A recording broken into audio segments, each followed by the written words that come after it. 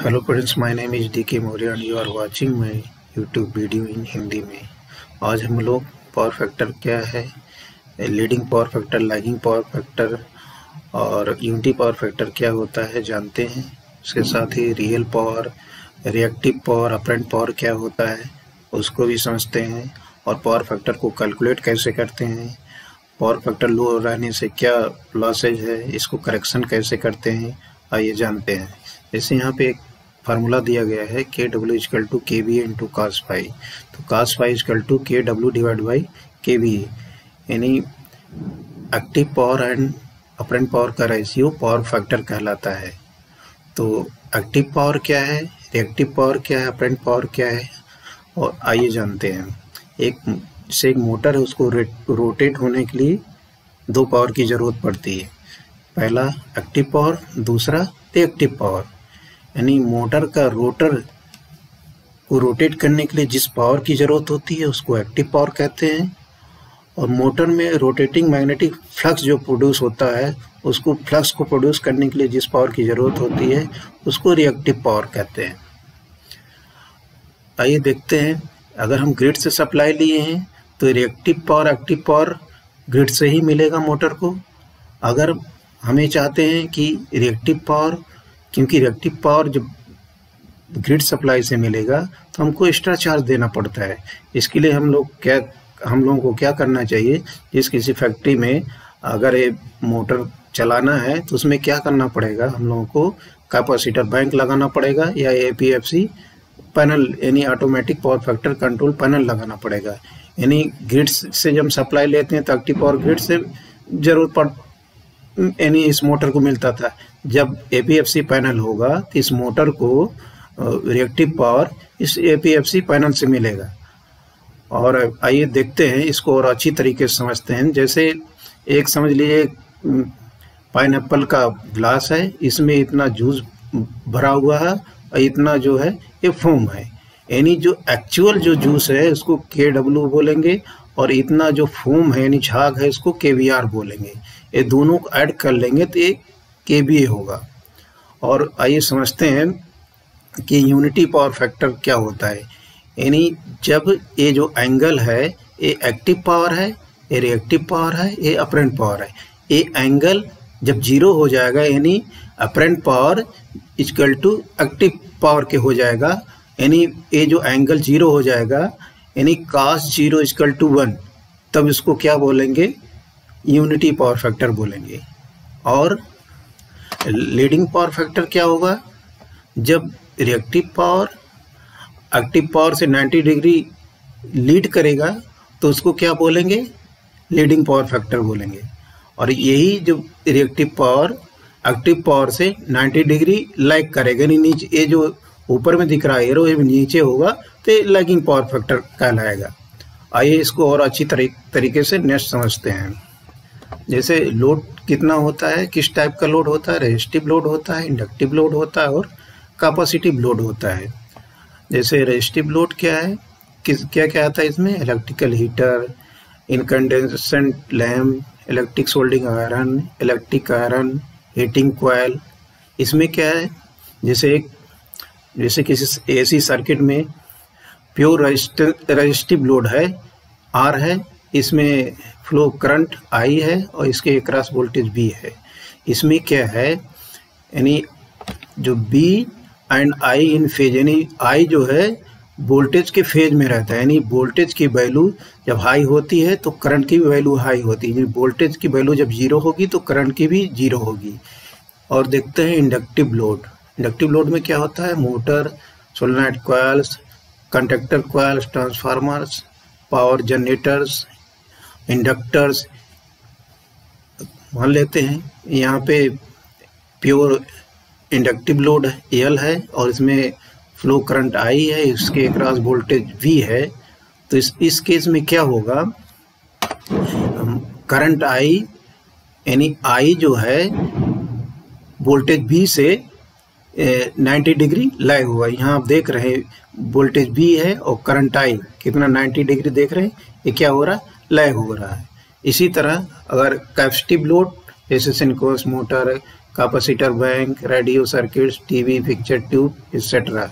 अगर सर्किट में ऐसे सर्किट में प्योर कैपेसिटिव लोड हो तो उसमें क्या होगा, जैसे एक सर्किट में सी यहाँ दिख रहा है, सी है और इसमें फ्लो करंट आई है, इसके क्रॉस वोल्टेज वी है।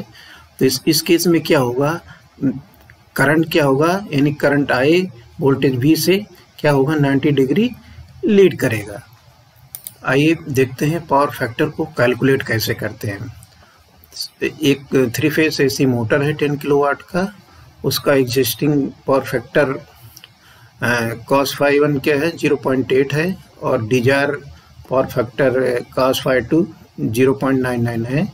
तो इसको रिक्वायर्ड कैपेसिटर KVR कितना जरूरत पड़ेगा, आइए देखते हैं इस फार्मूले से। फार्मूला क्या है, KVR = KW × tan phi1 - tan phi2। इसमें जो है cos phi1 से हम phi1 की वैल्यू इसमें निकाल लेंगे, इस cos phi2 से phi2 की वैल्यू निकाल के इसमें पुट करेंगे। तो इससे क्या है, माइनस करने में इतना वैल्यू आ जाएगा तो KVR कितना होगा 6 KVR आ जाएगा। और इस तो कैलकुलेट करने पर आ गया। इस तरह एक चार्ट जो दिया गया, चार्ट से भी हम लोग कर सकते हैं।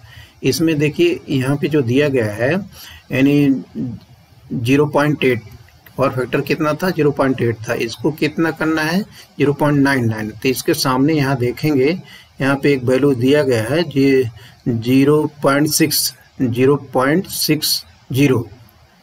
ये क्या है KVR पर KW, यानी 1 KW के लिए कितना KVR का जरूरत होगा, इतना 0.60। तो एक KW के लिए इतना है, इसलिए 10 के लिए तो 6 KVR की जरूरत पड़ेगा। आइए नेक्स्ट देखते हैं disadvantage of low power factor. Power factor low रहने से क्या क्या डिसएडवांटेज है, increasing heating losses in transformers and distribution equipments. इसमें क्या है, इसका हीटिंग ट्रांसफार्मर्स वगैरह बढ़ जाएगा इसमें, क्योंकि जब इसका पावर फैक्टर लो रहेगा तो इसमें क्या होगा, अधिक रेटिंग का हमको क्या ट्रांसफार्मर लगाना पड़ेगा और इसका लॉसेज भी, उसमें करंट हाई होने से क्या होगा, उसके एफिशिएंसी भी, जो उस पर इक्विपमेंट जो लगे रहेंगे एफिशिएंसी भी उसका कम हो जाएगा। रिड्यूस प्लांट लाइफ, यानी जो भी मशीनरी इसमें लगा रहेगा उसका एफिशिएंसी कम होने से क्या उसका लाइफ भी कम हो जाएगा। अनस्टेबिलिटीज वोल्टेज लेवल, इसमें क्या वोल्टेज भी रेगुलेटर बराबर रेगुलेट नहीं हो पाएगा।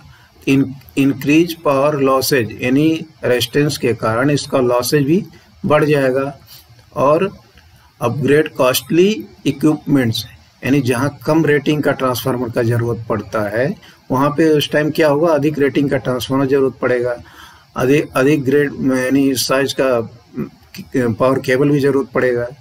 Increase electricity cost by paying power factor surcharge, यानी जब पावर फैक्टर लो रहने से क्या होगा, अधिक इलेक्ट्रिसिटी कॉस्ट भी देना पड़ेगा, क्योंकि पावर फैक्टर लो रहने से सरचार्ज भी देना पड़ता है। और क्या देखते हैं हम लोग, advantage of power factor correction. Power factor correction करने से क्या होगा, एलिमिनेट पावर फैक्टर पेनाल्टी, जो हम लोग पेनाल्टीज देते हैं वो नहीं देना पड़ेगा। इंक्रीज, दूसरा क्या है, इंक्रीज सिस्टम कैपेसिटी, यानी हम लोग फिर और उसका पावर और बढ़ा सकते हैं। अगर हम पावर फैक्टर हम लोग इंक्रीज करेंगे, जो भी लोड है हम लोग और बढ़ा सकते हैं। Reduce line losses in distribution system, यानी जो लॉसेज है रेजिस्टेंस के कारण वो जो है वो कम हो जाएगा। इम्प्रूव वोल्टेज स्टेबिलिटी, जो भी वोल्टेज रेगुलेशन है वो अच्छा हो जाएगा। जिसे यहाँ एक दिया गया है, देखिए KVA = KW / cos phi, यानी पावर फैक्टर जब कम रहेगा, कम रहने से क्या होगा, हमको अधिक रेटिंग का ट्रांसफार्मर इंस्टॉल करना पड़ेगा। अधिक KVA का इंस्टॉल करने से उसका कॉस्ट भी बढ़ जाएगा। और देखिए current I = power / √3 into voltage into cos phi, यानी